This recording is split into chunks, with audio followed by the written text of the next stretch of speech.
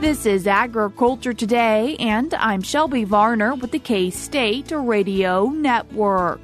Guy Allen, the senior economist at the IGP Institute, kicks off today's show with his top stories in 2024 agriculture commodities. K-State swine nutrition veterinarian Jordan Gebhardt continues the show explaining research he has been working on that looks into the ability for African swine fever to be detected on surfaces. Ending the show is K-State meteorologist Chip Redmond with the weather forecast for Kansas. He says when we can expect to see cool winter temperatures. That and more is coming up ahead on Agriculture Today.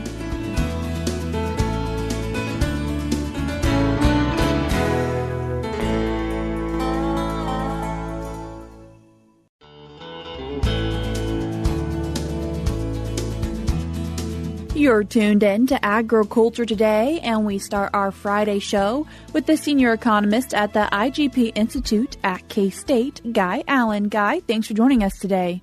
Well, good to be here at the end of the year to wrap things up a bit.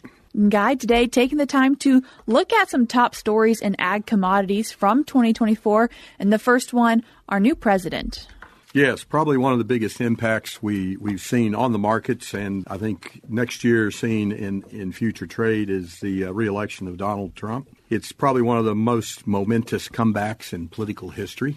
He's the second president to be elected in two non-consecutive terms, where Grover Cleveland back in the 1800s was also achieved the same feat there, where he was elected for two non-consecutive terms. Quite interesting with the scope with which he won the election, with good numbers in the Electoral College, 312 to 226 in the Electoral College, also winning the popular vote by about 4%, and then also with long coattails carrying both the House and the Senate. So that's, I think, one of the first times we've seen that since the early 1980s. Trump, when he's inaugurated, will be the oldest person elected to that office when he's sworn in on January 20th at 78. Also, I guess from a market point of view, we're going to see significant difference in approach on his government. And I think he's given his first term. I think the second term is going to be quite a bit different. I think he also has the objective to institutionalize a lot of these changes, not just do it by executive order, but carrying both the House and the Senate and having some legislative clout this time around should be able to facilitate some changes. I sort of put him call him very Jacksonian, I guess, going back to the early 1800s. Andrew Jackson was very much a populist and made significant changes, particularly to the financial sector with the banks. Also, I'd put him in the same mold as sort of Ronald Reagan in the early 80s and the significant changes that he brought to government there as well. The second story that we want to talk about that we saw in 2024, U.S. headed for trade ag deficit. Yes, the trade deficit in the ag sector we've got more imports on ag commodities than we do export, continues to grow and move probably in the wrong direction. That said, we're exporting a lot of our basic commodities, importing a lot of particularly horticultural products and that sort of comes down to the changes in trade we're expecting to see. One thing leading to that increasing deficit is lower commodity prices we've seen this past year in 2024 as compared to 2023. And I think Trump is going to address some of those, particularly with his approach to tariffs. I think he wants to slow down the flow of goods into the U.S., particularly in the manufactured area, give us the opportunity to increase our competitiveness in that industrial area, also raise government revenue from collection of those tariffs. And the other key thing is use it as leverage when it comes to further trade negotiation with our other trading partners around the world to basically level that playing field. And when we're thinking about trade, it's important to mention the logistics that we saw in 2024. Yeah, logistically, last year was quite interesting. We had challenges on a number of fronts. We'll start with the Red Sea and the Houthi attacks we continue to see in the southern Red Sea region. That has not been reconciled yet. Then we look to the Panama Canal, where we had low water situation beginning about this time a year ago. That's pretty much been reconciled with good water, although we continue to see particularly some dry bulk goods flow around the southern Cape. But that's back to a more normal situation, so we hope that continues. supplies. Then we look here domestically with low water in the lower Mississippi, which restricted drafts and increased freight rates, particularly during that peak harvest time when we were seeing record production come off in the U.S. That also overflowed into the rail market, and logistically we had about half the rail cars on the BN and the UP stuck south of the border as we entered harvest. So we saw good premiums on rail cars through gut slot harvest of $1,500 to $2,000 a car, making basis quite cheap internally in your local country elevator. Taking a closer look at just some commodities, record world soybean production for 2024. Yeah, I'd say last year it was quite an oilseed year. We saw world record production of soybeans globally, not only in the U.S., but Brazil specifically had record production, and we're definitely feeling the impacts of that on price. We also saw a record crush in the U.S. This past year, we crushed 331 million metric tons. It's forecast this coming year to be up about 347. So a lot of that big crush is being driven by the biofuel sector as it drives demand for oil up higher. But we're having significant volumes of meal we need to dispose of as well. And we saw minimum oil exports, but we saw record meal exports this coming year. And the U.S. is basically becoming a vegetable oil importer and then a protein meal exporter. And seeing some record levels when it comes to U.S. imports of used cooking oil? Yes, used cooking oil is an interesting situation due to the tax structures that the federal government put in place. Big incentive to import used cooking oil, particularly coming from China and the Far East. That's caused some disruption in that whole sector, and that's what really pushed the price of domestic soybean oil and other vegetable oils down. One thing I'd suggest, Trump's tariffs may help to reconcile that issue pretty quickly, but we'll see how that evolves. And taking a look back at commodities, one important to Kansas, 5th year of record world wheat production. We've seen record world wheat production for the 5th year in a row now, and the U.S. being the residual store and supplier of wheat, whether it's hard red winter or soft red winter or spring wheat or the other classes. Record world production of 793 million metric tons. That's followed up with record consumption of 798 million metric tons, which it continues to reduce our ending stocks slightly, and we're tightening those up. And we've tightened those up even in the wake of record production. We see ending stocks at a 6-year low as we come into this current marketing year. Another top story for ag commodities in 2024, record U.S. corn consumption. The ethanol sector's been treating us pretty good on that, so we're seeing record corn consumption, basically with short crops in Brazil last year, Russia and the Ukraine, and significant growth in that ethanol sector has put good demand for corn domestically here in the U.S. as well as elsewhere around the world. I'm quietly optimistic we're going to see good export demand, particularly in the next 3 months. U.S. has cheapest corn available to the export markets now. Dry weather in South Africa is going to bring some demand to the table, as well as in Europe and some other places as well. So I think it's going to be corn that's going to lead these commodity prices higher as we work into the new year. And Guy, a story that we talked a lot about when it comes to agriculture this past year in 2024, the Farm Bill. Oh, the Farm Bill. There's probably your biggest disappointment for 2024. They kicked that can down the road from 2023. Still haven't been able to get together on that. But I think not passing that Farm Bill has had significant impact across the whole agribusiness sector. And something else that we've seen happen in agriculture, some layoffs. With the lower commodity prices, and two, with the Farm Bill not being in place, which provides a significant safety net for not just the farmer, but that whole agribusiness sector. Recently, we've seen companies like Cargill, Caterpillar Tractor, John Deere, and other agribusiness announce a number of layoffs. Probably most notably, Cargill has indicated they're laying off 5% of its global workforce. And look, they're all very, very well-operated companies and know how to bridge these economic downturns. But we've seen that 5% layoff from Cargill. Caterpillar has announced a number of layoffs, particularly across Illinois and Iowa, of 300 workers or more in that area. And I think that's a reflection of decreasing demand for farm equipment, is with these low commodity prices, poor to negative margins, farmers are just not going out and buying new equipment. And gold's seeing a new historic high. Yes, I like to talk about the U.S. dollar and the foreign exchange rate there, but we've seen that overflow in gold prices here, particularly in the last few weeks, as we've seen gold at new historic highs there. We saw just this week gold reach a high of $2,790 per ounce. And that was on the 17th of December. And it's likely to move higher just before the end of the year here. And I think we're seeing a flight to safety and security. Gold was lagging a bit there earlier in the year, but it's catching up now. Lower interest rates also tend to support holding gold prices on that. And we're also, I think, seeing a number of central banks around the world, particularly in those BRICS countries, and Russia sort of flee to gold as a bit of security there as well. Something else that's seeing some movement, coffee and cocoa. Yes, as we approach the holiday season, or as you're listening to this, having your morning coffee, coffee's reached a 25-year high just here in the past week. Look, we're seeing poor growing conditions in Brazil, who's the world's largest coffee producer, as well as in Vietnam, and that's definitely impacting the cost of our cup of Morning Joe each day. If you're a coffee drinker, I may have to switch back to tea here if prices continue to move higher. Similar to that, being the holiday season in winter, I like my animal crackers and cocoa.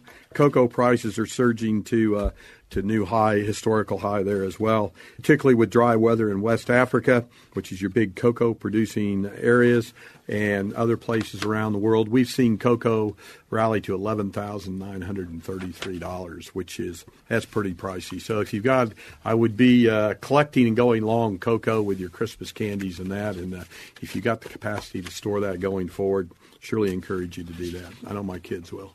Guy, I appreciate you taking the time to join us today. Thank you very much, and have a good holiday. That was the senior economist at the IGP Institute, Guy Allen. We're cutting to a short break now on Agriculture Today, but stick around because we have more for you up ahead.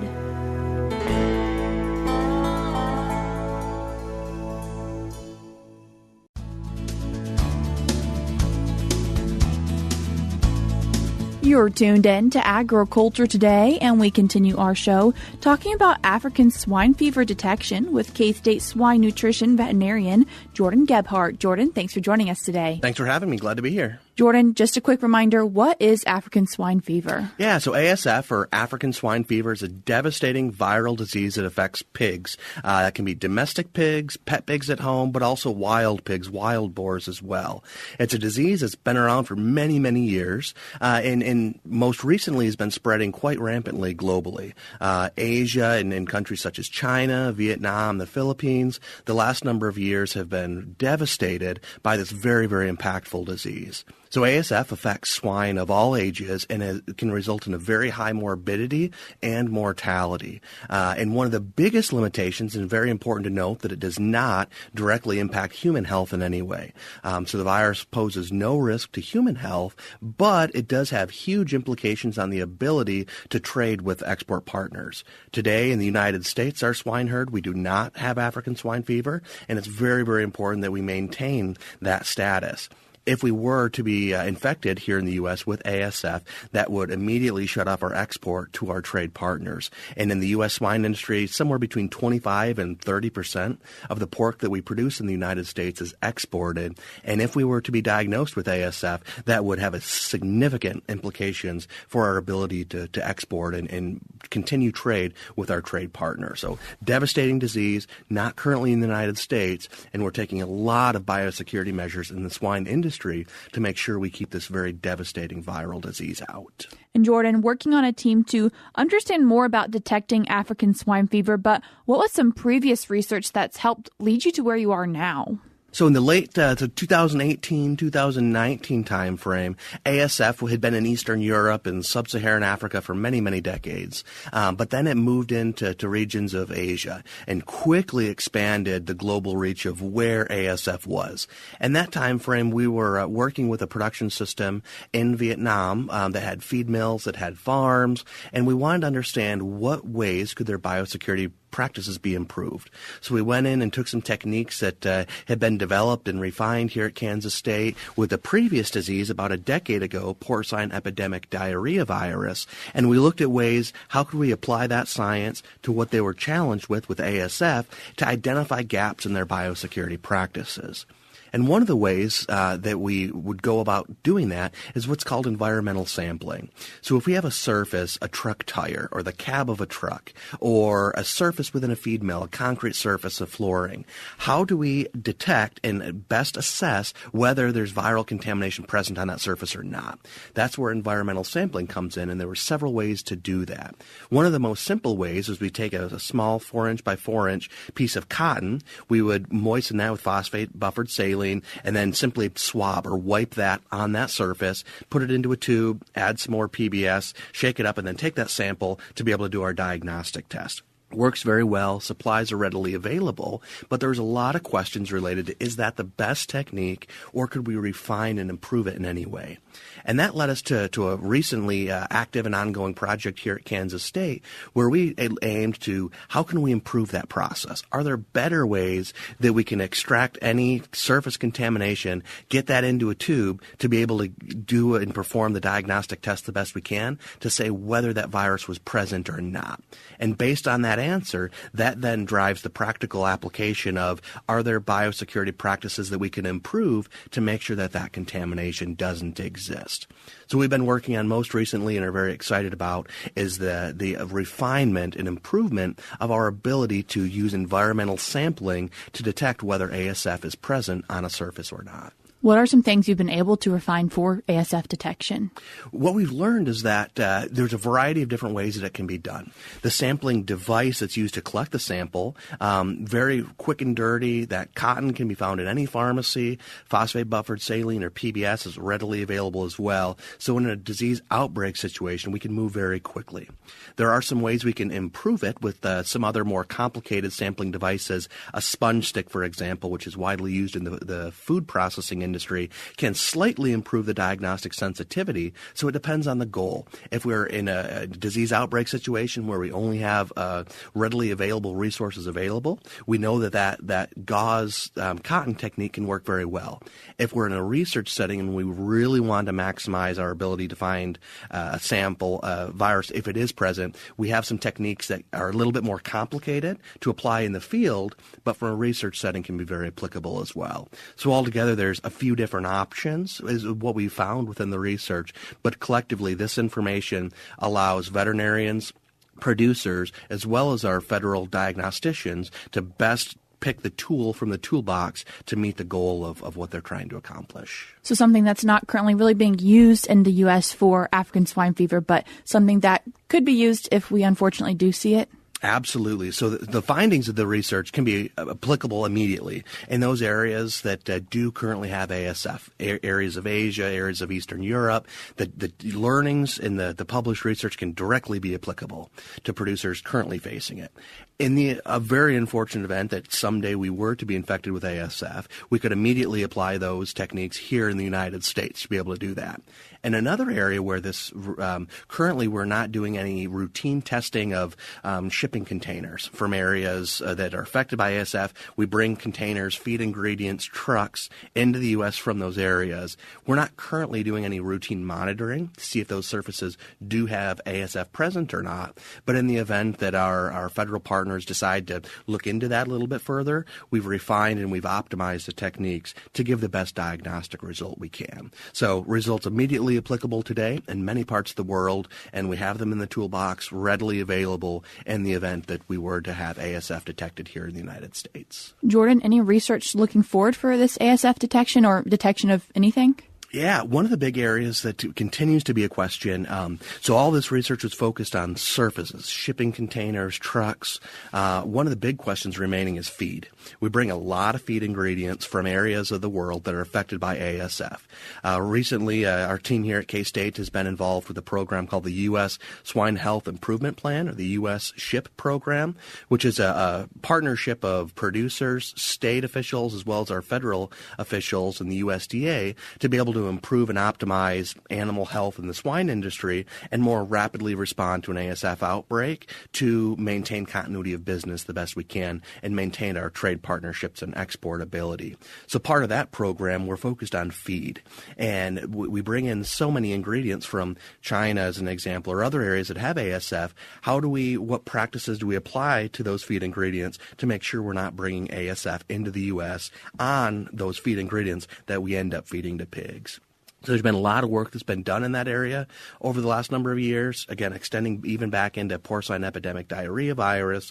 But that's an area that, from the diagnostic perspective, how do we continue to refine our procedures to be able to collect the best sample from feed or feed ingredients to give the best answers to those decision makers? So that's an area where I think ongoing research, and we still have some practical questions that as an industry we need to answer. How have you seen this research impact other places that does have ASF?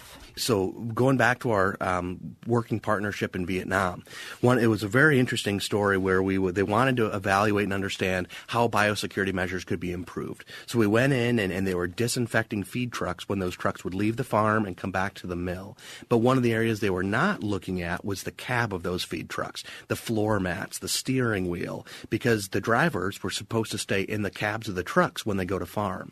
What we quickly found out when we would swab the outside of trucks, we would swab the tires, we would swab the inside of the cabs, the floor mats. We quickly found that the outside of the trucks, they were doing a very good job decontaminating, but the cab of the truck, they were not. So of all the samples we found, the most common area where we found ASF contamination was the cab of those feed delivery trucks. So with that information in mind, they quickly changed their communication efforts to their truck drivers, reinforcing that you need to stay in the cabs and not get out of the truck cab on farm, but then also enhancing their disinfection capabilities for those truck cabs. And we immediately saw a reduction in the number of positive ASF samples in those truck cabs. So using diagnostic testing and environmental sampling as a practical, readily implementable technique dramatically improved their biosecurity practices and ultimately reduce the risk and likelihood of ASF spreading within their farms. What could this mean for Kansas producers? And that's what it's really important to focus on is how can this impact directly Kansas producers and the swine producer here in Kansas and in the U.S. What it does essentially is it gives us that tool in the toolbox, and we know that we have the best technique available. If ASF were to be detected, we would be able to rapidly deploy this technique to understand what current biosecurity practices are limited or what are the ones that we would stand the most benefit by implementing. So it's more of a preparation, and in the event we were to have ASF, using these techniques, we would be able to respond much more rapidly and hopefully much more effectively to ultimately limit the impact and spread of this very devastating virus. Jordan, I appreciate you taking the time to join us today. Thank you very much. That was Kansas State University swine nutrition veterinarian Jordan Gebhardt. As always, you can find out more information from the K-State Swine Extension Team by going to their website at www.ksuswine.org. Again, that is ksuswine.org. We're cutting to a short break now on Agriculture Today, but when we come back, we'll have a weather update with Chip Redmond.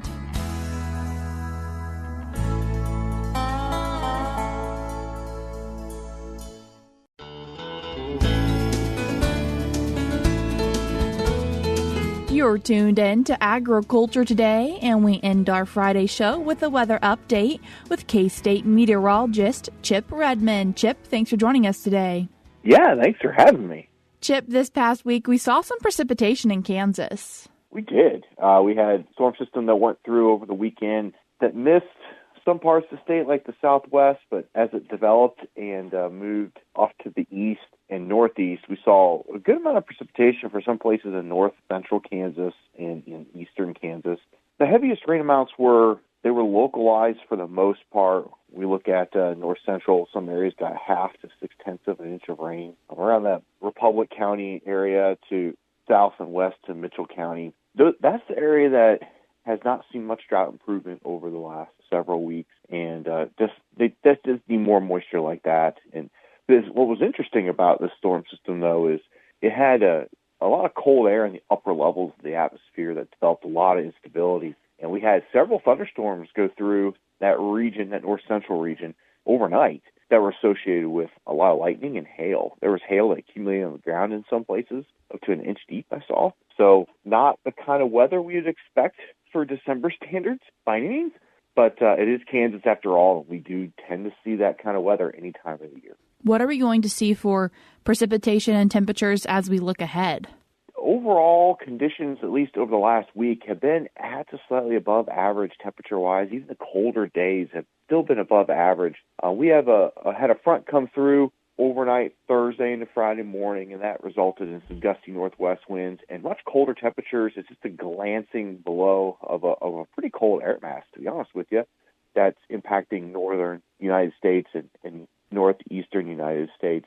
As that system moves off to the east and a glancing blow weans off of us by late weekend, temperatures are going to warm right back up. We're going to see temperatures in the 50s to even some 60s potentially through the week of Christmas.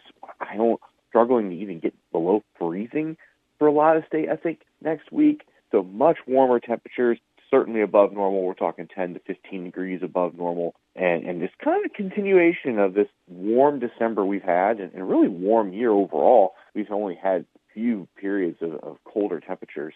There will be some precipitation as we get towards the end of next week, thinking after Christmas, which will definitely be a 100% chance of a brown Christmas for sure. But it looks like the day after Christmas, potentially later that week, we're going to see an increased probability of several storm systems that will bring some chances of precipitation. For most of the state, I don't expect a lot of liquid, but several storm systems will have one come through and another over the weekend. That'll just bring chances of rain and maybe a few thunderstorms. But that's kind of the start of what's going to potentially be a pattern change as we enter the new year 2025. We talked about it for a couple weeks now, where end of December, it looks like things are going to happen. End of December, the pattern's going to shift a little bit. But we're starting to see that pattern come to fruition. All the overall oscillations are starting to line up for definitely a shift in temperatures, especially as we get into early 2025.